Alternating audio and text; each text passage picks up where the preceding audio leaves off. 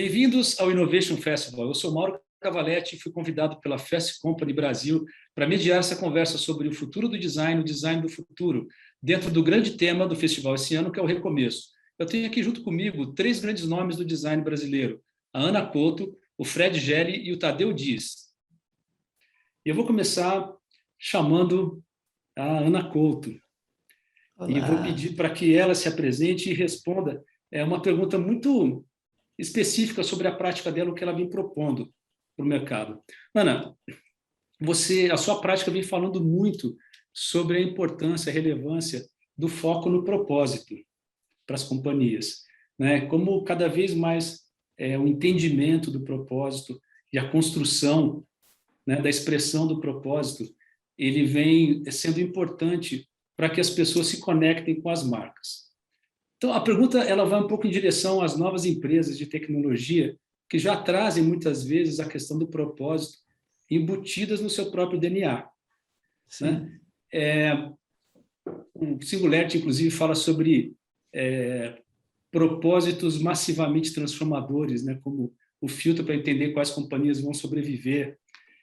Eu queria te perguntar o seguinte: essas companhias elas estão, de alguma maneira, proporcionando novas práticas de construção de marca? Como você vê isso na sua prática? Essas companhias de tecnologia que você está Sim, dizendo? se essa nova cultura de tecnologia, se ela de alguma maneira, ela está setando um pouco a nossa mentalidade para um outro lugar. Legal. Primeiro, Mauro, obrigada pelo convite, Fast Company, obrigada, Cláudio, por estar aqui. É um prazer estar aqui com o Tadeu e com o Fred e falar, né, filosofar sobre design é sempre um grande prazer.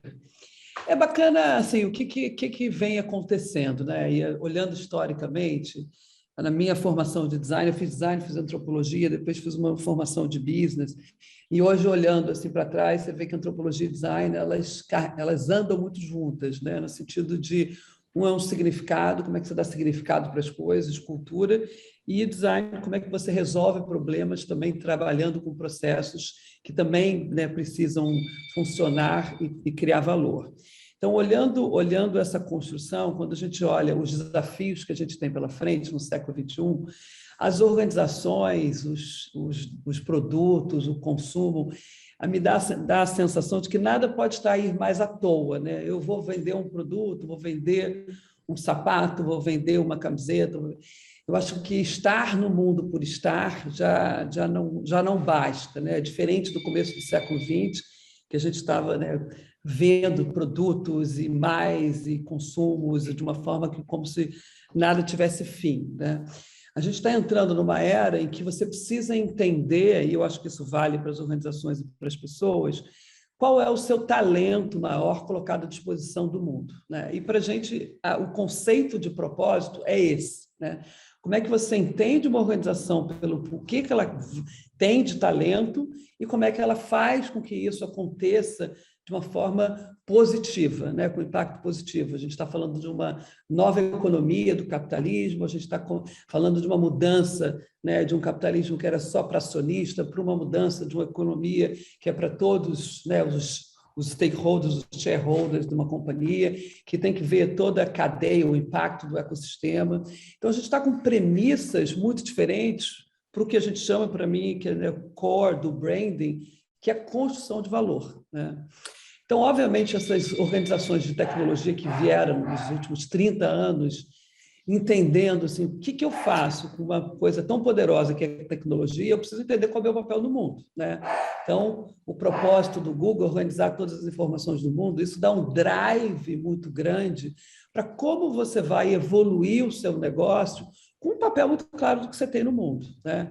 Então, acho que esse é um pouco a nossa missão, de olhar as organizações, tirar delas o melhor, né? E o melhor delas é a definição do qual o meu talento à disposição do mundo e fazer com que essa evolução da construção de valor seja bem dinâmica, porque a gente está num modelo muito dinâmico. O produto em si ele vai mudar o tempo todo, as organizações têm que evoluir, né? Toda organização que estiver parada, ela vai morrer, né, basicamente. Então, inovação, ela é core, mas inovação pela inovação, você tem que saber qual é o seu fio condutor, você vai se perder, porque tem muitas oportunidades, muitas possibilidades. Então, a gente encontra no propósito esse fio condutor de engajamento de dentro para fora. E é importante você refletir, né? Você não pode estar num mundo tão complexo, tão global, com tantos desafios, sem saber, sem entender o que de fato você está trazendo para o mundo. Eu acho que isso basicamente é o que a gente vem fazendo, e sempre com o desafio de que a gente é a nona economia do mundo, Brasil, e não tem nenhuma marca nas 200 mais valiosas do mundo, né? Então, você vê o gap de construção de valor que o Brasil, enquanto país, tem. Eu vou chamar agora o Tadeu Diz para se apresentar e participar do nosso debate. Eu queria fazer uma pergunta muito específica para o contexto da prática do Tadeu, que é a seguinte: a gente percebe muito claramente o cuidado e a atenção que vocês têm na construção da marca, né? Uma marca muito trabalhada, muito detalhada, cuidadosamente montada. Ao mesmo tempo, a gente percebe que vocês têm uma agilidade muito grande na renovação dos produtos, né? A construção da narrativa da companhia, ela está muito firmemente estruturada na construção de produtos um atrás do outro, e você remete muito a essa discussão que você tem com a sua comunidade para a construção desses produtos, né? Então, eu queria perguntar para você como funciona, qual a metodologia que você aplica para conseguir fazer essa calibragem o tempo todo da construção da marca no longo prazo e uma renovação quase que insistente dos produtos, né? Assim, é uma coisa muito nervosa a criação de novos produtos, né? Eu queria saber de você como essa calibragem é feita. É Bom, possível fazer os dois ao mesmo tempo? Sim. Bom, antes de mais nada, obrigado, Mauro, pelo convite. Prazerzaço estar aqui entre Fred e Ana, são duas pessoas que sempre foram muito, muito inspiradores para mim, então, e o resto, obviamente, Fast Company por ter me convidado para essa conversa. Respondendo a sua pergunta, Mauro, assim, eu acho que muito do que talvez a gente tenha focado desde o início na Zidog, e provavelmente o ponto central de tudo que a gente faz aqui é sempre tentar entender o que a comunidade da Zidog quer, no sentido de não necessariamente desenvolver produtos só para o que eles pedem, tá? Mas de tentar fazer com que eles sentem parte da criação, né? Então, a gente fala muito sobre cocriação hoje, é uma palavra super bem usada hoje. E quando a gente olha para uma marca, usando a Zidog como exemplo, uma marca que sempre foi muito conhecida por construção de comunidade, e até pegando um pouco do gancho que a Ana muito bem disse, assim, de você saber qual é o seu real propósito aqui no mundo, né? Você ter um objetivo tão bem definido que qualquer coisa que saia vamos dizer, dessa meta, desse objetivo, é um não automático, né? Porque eu acho que quando você está montando uma empresa, você se depara com muita oportunidade, muitos caminhos que surgem no caminho, e muitos caminhos que parecem ser super bons, assim, nossa, vou fazer muito dinheiro agora, isso vai... Só que o que a gente sempre fez é que a gente sempre olhou para o nosso propósito. Então, pegando o gancho que a Ana fala, assim, o nosso é muito claro, Connecting Dogs and People.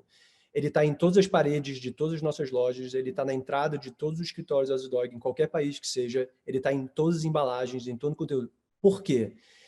Não é só para os funcionários saberem qual é o nosso objetivo focal aqui, mas para o cliente saber, né? Então, quando a gente fala de comunidade, você não consegue construir uma comunidade se você não constrói um canal de comunicação, né? Como é que as pessoas se conectam? Elas se conectam através de diversas formas. E uma das coisas que sempre foi muito importante desde o início foi eventos, né? A pandemia foi, obviamente, um baque nisso. Mas eu acho que fazer eventos onde as pessoas pudessem levar seus cachorros e ouvir uma boa música e conhecer outras pessoas com cachorros, isso não era só uma questão de co-criar produtos que os meus clientes gostam, mas sim fazer com que eles sentem parte da evolução da marca como um todo, né? Sentem parte disso tudo.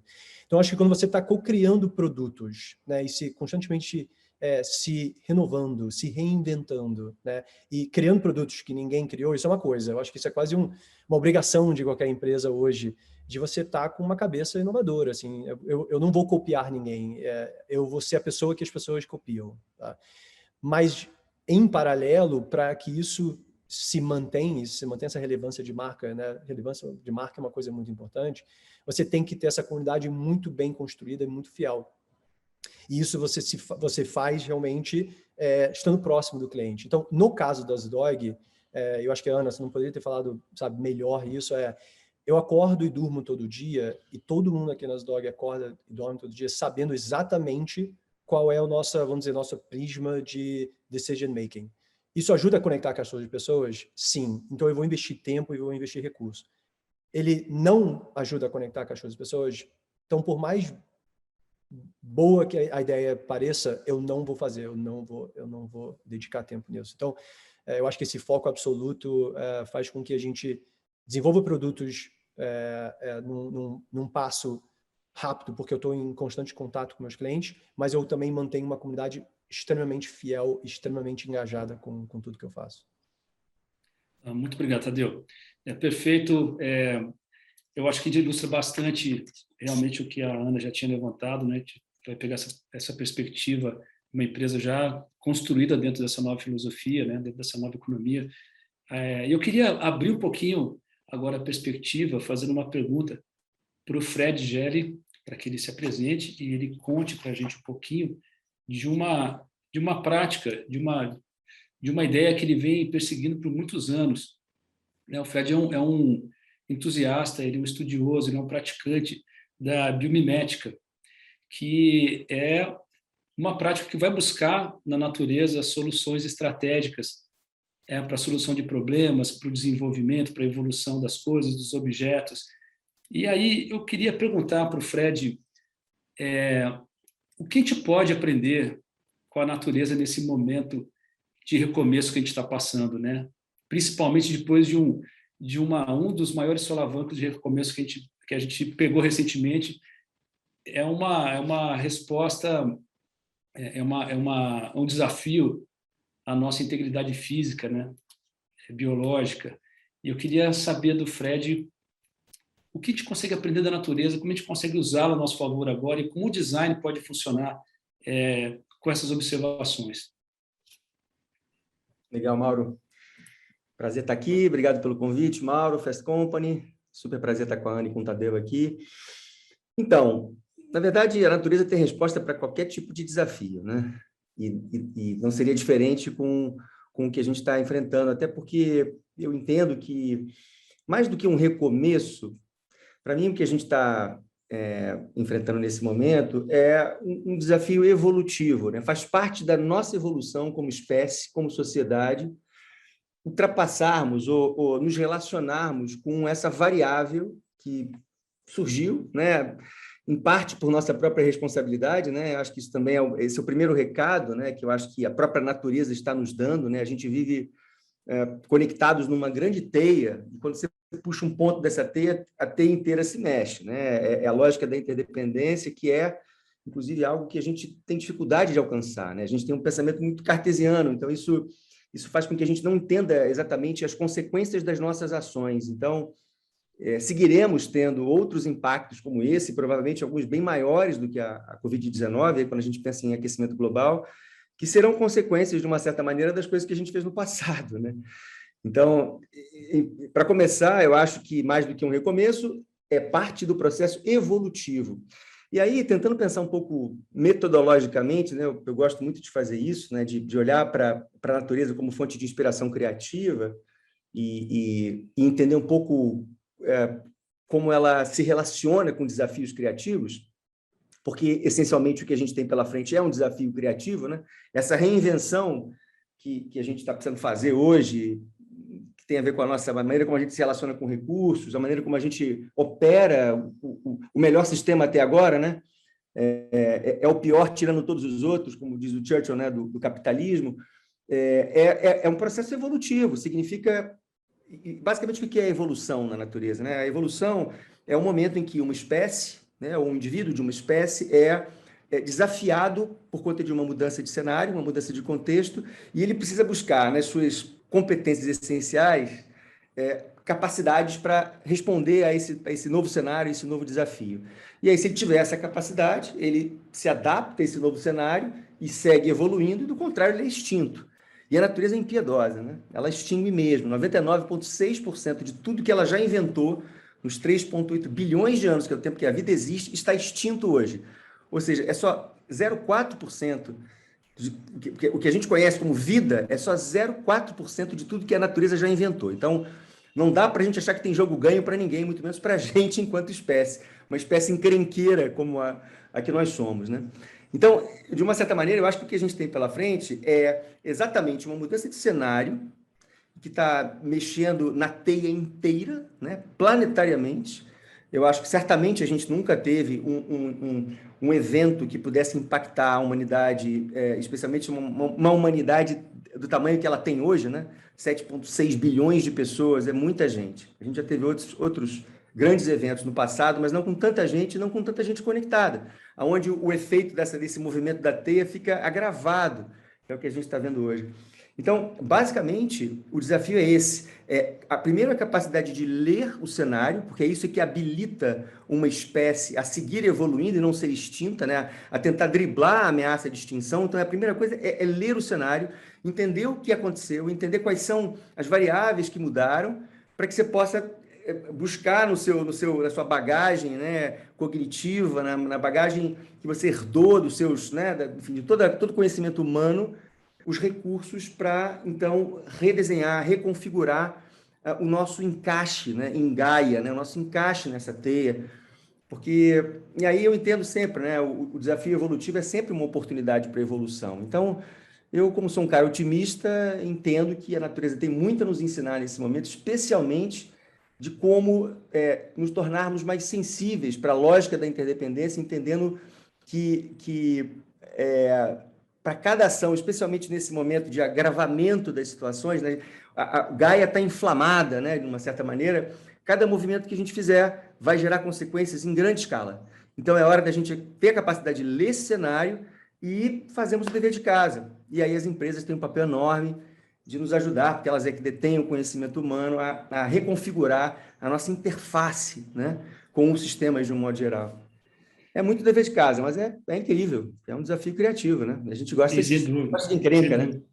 Mas eu acho que uma coisa que eu acho que esse momento nos trouxe é um certo respeito pela natureza, sabe? Uhum. Eu acho que tem assim um olhar, até estava vendo um TED da Suzana que fala sobre como as árvores se conectam, se falam entre elas, né? Que uma árvore protege a outra, uma árvore que está doente.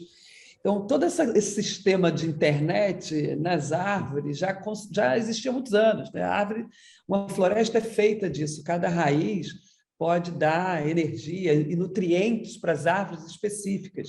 Então, eu acho que uma coisa que a gente está olhando mais, acho que o Fred já vem realmente com essa história, né, Fred? A gente estudou junto lá na PUC, isso sempre foi assim, o grande verve do Fred olhar isso, mas hoje eu acho que todos nós estamos mais cientes, porque é finito, né? O planeta é um só, os recursos são finitos, não dá mais, né? Eu acho que essa sensação de que não dá mais, e a gente olhar a natureza com mais respeito, sabe? Não estamos aqui sozinhos e não vamos viver aqui sozinhos. Eu acho que me parece que acho que a ficha caiu mesmo nessa coisa. Agora só falam de SD, é moda? Não, não é moda, gente. É irreversível. Né? O que era valor no século XX não é mais no século XXI. Não dá mais. Né? A gente, no final das contas, a gente amadureceu. Né? Você estava usando o exemplo aí da adolescente, mas eu acho que a gente amadureceu. Eu converso com muitos empreendedores de diversas áreas e você vê que a conversa está diferente, sabe? A conversa sobre aonde que eu deveria focar, aonde que eu deveria gastar meus recursos, assim, está mudando. E é difícil saber exatamente qual vai ser o próximo. É claro, né, você tem empresas como a Moderna e Pfizer que foram importantíssimos para a gente voltar à vida. E não recomeçar, né? A gente estava tendo esse papo ontem no Esquenta. A gente não está recomeçando, a gente nunca parou. Né? A verdade é que a gente evoluiu, a gente melhorou, a gente sai disso de uma forma mais madura, mas a gente não está recomeçando nada, né? Porque, de fato, a gente não parou. Fizemos home office, continuamos fazendo reuniões, eu acho que talvez foi excessivo. Perdemos um pouco da conexão humana, que é muito importante até para a evolução. Então, assim, acho que quantas discussões ricas que todos nós já não tivemos, que começou com uma conversa pegando um café ali e evoluiu numa coisa maior. Então, eu acho que a gente perdeu um pouco e espero que isso volte. E o problema é que nunca vai voltar igual, assim. Eu acho que nunca vai ter mais aquele acordo, eu vou para o escritório. Agora, eu tenho funcionários em lugares que eu jamais teria contratado. Então, voltando ao ponto aqui, é que a gente amadureceu e acho que isso faz com que agora empreendedores ou quem seja, quem estiver à frente de qualquer negócio, pense em coisas diferentes e comece a ter conversas diferentes. Eu já estou sentindo isso, né? Então, a gente fala muito sobre focar agora em investimentos em né, ESG. Beleza. O problema é que quando essa palavra se torna uma coisa muito corporativa, quase um greenwash, e que eu sento em algumas vezes eu falo, cara, isso não é ESG, tipo, você não está entendendo certo o que isso é. Enfim, então, espero que pelo menos as conversas fiquem focadas na coisa certa e que a gente foque cada vez mais nas coisas certas, né? Mas eu acho que foi o fruto de um momento, tanto pessoal como para as empresas, de autorreflexão muito grande, né? Total. Então, acho que assim, o que importa para mim, o que importa para a empresa, o que realmente está fazendo a diferença, o que não está fazendo a diferença. Era um modelo bem enlouquecido, né, de 200 reuniões, viajar, pegar um avião para fazer uma reunião de 1 hora, depois voltar, perder 3 dias para uma reunião em Hong Kong, entendeu? Então, assim, tinham coisas que, de fato, a gente não parava para pensar, né? E as organizações também. Sobre essa questão de moda de ESG, eu acho que assim, é bom que você... Eu comecei a falar de brand, eu falei, brand é uma palavrinha da moda. Eu falei, não, eu não acho que brand é palavrinha da moda. Isso é um modelo de ver o mundo para o século XXI, que é gestão de valor, né? Então, assim, que todo mundo esteja falando de ESG, eu acho ótimo. Agora, vai ter sempre gente que vai fazer, tem gente que só vai falar. Quem só falar não vai ficar aqui para os próximos 10 anos, né? Quem fazer e falar e ser, fazer e falar, que eu acho que é onde a gente vai realmente fazer a diferença. Eu acho que as pessoas estão pensando mais no futuro. Essa é a verdade. Tá? Assim, então, sinto no que é valor, né? Eu sinto que a gente passou por um momento onde a gente não sabia se a gente ia passar por isso. Sabe aquela coisa? Vamos sobreviver? Então, o futuro, de uma certa forma, acabou sendo até mais... não sei, comecei a pensar valorizado, né? Exatamente. Todo mundo podia morrer, né? Todo mundo podia morrer, e ninguém sabia se de fato a gente ia passar. Então, o futuro era muito dado. Não, é que eu acho que tem uma coisa muito legal nisso que o Tadeu trouxe, que é o seguinte, essas torres todas que o Tadeu está trazendo, né? A torre de tecnologia, enfim, a torre do comercial, as torres que são os pilares, elas só de fato vão estar coordenadas e articuladas se essa torre mais alta da marca estiver ajudando a criar a costura. Porque é esse o valor. Você pode ter um super CTO. Se esse cara não souber em que direção ele está trabalhando, a marca tem a ver com dar direcionamento, é ser bússola. Eu gosto da metáfora do cesto, né? O cesto ele tem 2 estruturas básicas. A urdidura, que é aquela parte passiva, né? E a parte mais que você tem que investir mais, tem mais material. Mas tem um outro elemento que é a trama, que é um fiozinho que costura e faz com que essa urdidura inteira ganhe a forma do cesto. A marca tem esse papel de ser urdidura, de costurar todas as áreas, todos os departamentos, todas as inteligências, né? Todas as torres, né? Que estruturam, os pilares que estruturam uma companhia. Então, ela não é a marca não é uma disciplina do departamento de marketing. A marca é uma energia que a grande ferramenta da alta liderança, do CEO, né? É ela que vai garantir coerência, consistência, né? Para todo o movimento da companhia, né? Isso acho que está emergindo, né? Com mais clareza para as pessoas. A gente está trazendo muito esse conceito de que, na verdade, é o branding sendo o alinhamento entre marca, negócio e comunicação. Então, assim, a gente está trabalhando que o branding, sim, é a gestão de valor, e ela tem que alinhar a estratégia de marca, a estratégia de negócio, que é essa experiência que você traz para o seu consumidor, seu produto, e a estratégia de comunicação, porque também não pode ficar fora, né? Então, eu acho que também tem uma evolução do conceito aí de branding, de como é que a gente vem trabalhando, né? Nos últimos anos, que precisa integrar essas 3 frentes. Até trazendo o que o Fred falou, e é uma perspectiva muito legal, é que, de fato, marca, por mais que ela seja uma torre, de uma certa forma, ela tem tentáculos em tudo. Então, quando a cultura de marca ela é tão forte, o desenvolvedor que está dizendo uma linha de código, que está fazendo 01, ele tem um mindset que a marca é importante e que ele vai tomar decisões no micro dia a dia dele lá, que é design oriented, e que ele sabe que se isso não for o caso, não vai passar, não vai funcionar, vai quebrar o resto.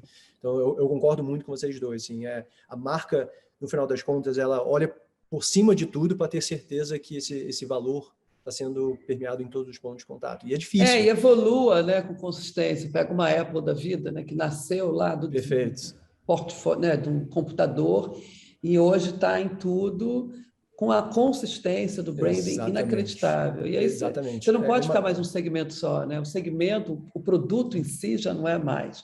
O que realmente traz... E você precisa evoluir. Seu produto é isso que você falou. Cada ano você tem que lançar um produto novo. Total, você tem que... total. Então, acho que tem uma construção de um fio condutor aí fundamental. A gente vai ficar falando aqui. Não, tá incrível, né? O debate ele é intenso, ele é caloroso, né? E a gente vai aprendendo cada vez mais, né?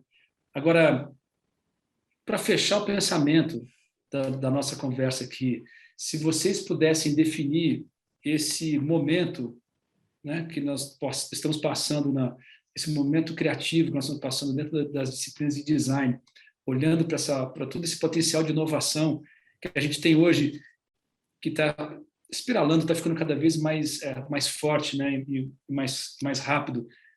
Qual é uma palavra que vocês usariam para definir esse momento? Cara, uma palavra, eu acho que design é conexão. Para mim, acima de tudo, não é à toa que o design está tão ligado à inovação, porque eu acho que, e mais do que nunca, a gente precisa dessa capacidade. A gente vive um desafio tão complexo, né? Esse desafio evolutivo que a gente tem pela frente é tão complexo que só somando conhecimentos a gente consegue resolver os problemas dessa magnitude, né? Então, eu não consigo resolver o problema do trânsito nas grandes cidades chamando um engenheiro de tráfego, ou seja, eu vou precisar chamar um antropólogo, um psicólogo, que um designer, é muito complexo. Então, mas, acima de tudo, eu acho que nós, mais do que a competência só de dar materialidade gráfica, de produto, ou mesmo de processo para as coisas, é a nossa capacidade de estabelecer conexões, de trazer os especialistas para a mesma mesa e fazer perguntas que sejam perguntas, muitas vezes até as perguntas ingênuas, né? Que a gente faz, porque eu costumo dizer que o designer é o cara que não conhece profundamente nada, e nem deve. Ele tem que conhecer quem conhece, assim como um jornalista. Nós somos meio generalistas e a gente traz inspirações de um segmento para o outro, a gente navega de uma maneira mais fluida, de uma maneira mais holística em cima das situações, olha mais de cima. E por isso a gente está tão ligados à inovação, porque inovar nada mais é do que estabelecer novas conexões. Então, acho que conexão, para mim, é a palavra que define o papel do design nesse momento que a gente vive. Obrigado, Fred. Ana, queria ouvir de você a sua definição. Ai, meu Deus, estou pensando aqui. Design, porque, assim, eu acho que a gente entra em design, eu entrei em design muito com a visão de que problema a gente vai resolver, sabe? Assim, a gente sempre entra com uma visão, como é que a gente pode fazer isso melhor, né? Eu acho que esse é o processo de design. Qualquer coisa que você pega num processo de design, numa marca, numa cadeira, num processo, como pode fazer melhor.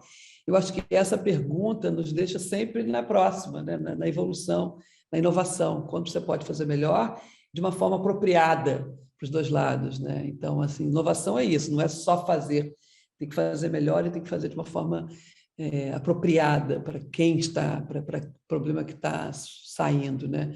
Então, acho que o designer e o engenheiro nesse novo século tem muito o que fazer, porque tem muita solução de problema para a gente aí atacar. Eu vou Tadeu, com uma palavra. Qual é a sua definição? Eu vou com a palavra adaptação, eu acho, porque assim, pegando um gancho de tudo que o Fred e a Ana falaram, a gente vai ter que se adaptar para praticamente tudo. A gente tem que se adaptar para a forma que a gente pensa, a gente tem que se adaptar a como a gente faz as coisas, até como a gente pensa.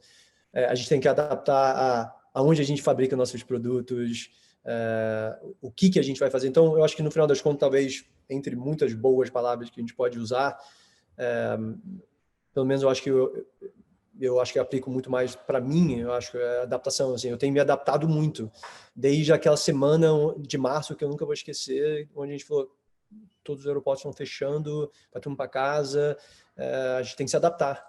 E agora? Então, eu acho que assim, a gente, né, como eu disse, a gente não está recomeçando, ninguém está recomeçando, mas a gente está se adaptando.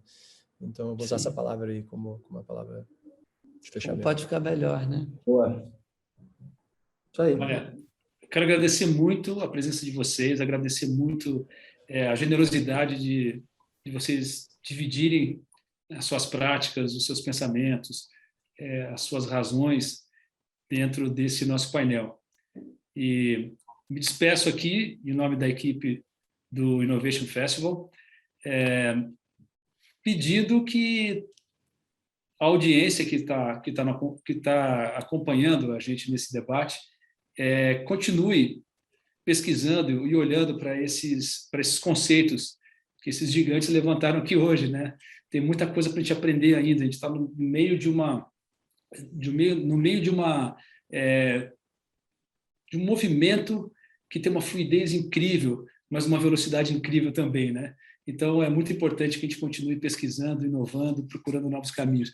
Obrigado por serem referências para o nosso mercado.